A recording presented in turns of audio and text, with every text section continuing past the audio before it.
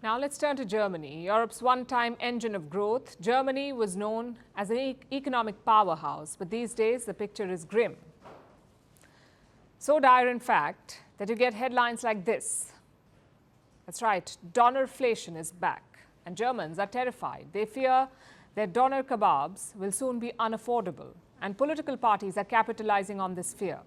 One party in particular, Die Linke, which means the left. Now, Die Linke complains that kebabs cost too much. In 2 years, they went from €4 to 10. But the party has put forth a populist proposal, a kebab cap to bring down donerflation. The party wants to put a ceiling on the price of doner kebabs at €4.9, 2.9 for young people. Now, obviously, that sounds absurd. Why would anyone sell kebabs at a loss? So Die Linke has proposed a whopping €4 billion subsidy to compensate distributors selling their kebabs at a loss. This kebabonomics sounds half-baked or half-grilled, whatever the case be. But it also highlights a real problem, the precarious state of the German economy.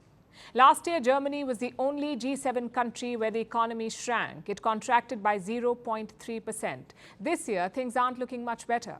Not according to the German Economic Institute. It's a private research institute in the city of Cologne. It has released a forecast. It says Germany will stagnate this year.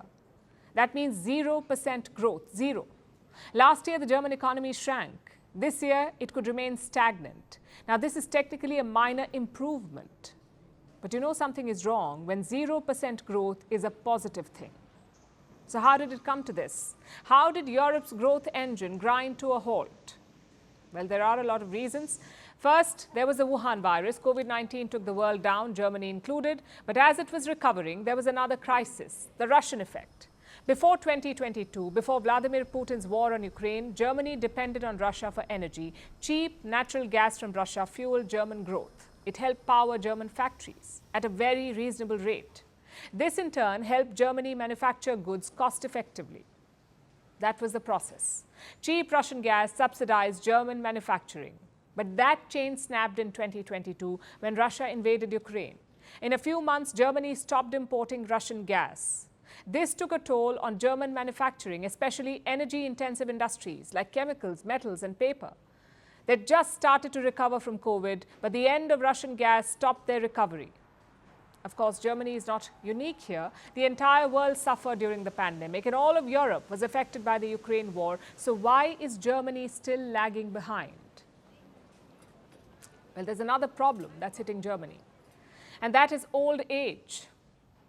This is a chart prepared by the International Monetary Fund, the IMF. It looks at the working age population in the G7 countries, how that population is going to change in the next 5 years. As you can see, Germany is in the red. In the next 5 years, Germany will lose the most workers. People will retire and Germany won't be able to replace them with younger workers. And that is never good for an economy. It's unsustainable. It slows down economic growth.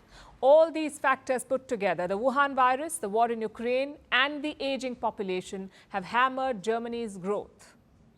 It may recover from the first two, but Germany can't make its population younger. So unless it increases immigration, Germany is looking at a long, slow road to decline.